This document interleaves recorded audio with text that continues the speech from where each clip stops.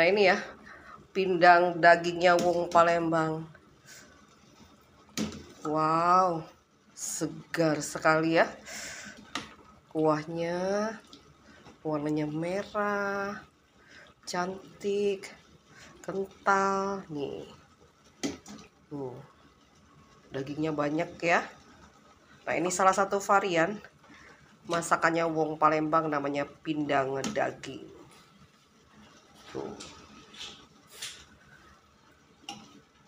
Sebentar lagi masak ya, kita tambahkan pelengkapnya ya. Irisan tomat,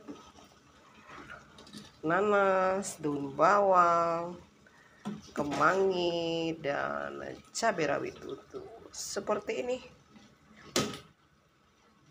Siap diangkat dan siap disantap.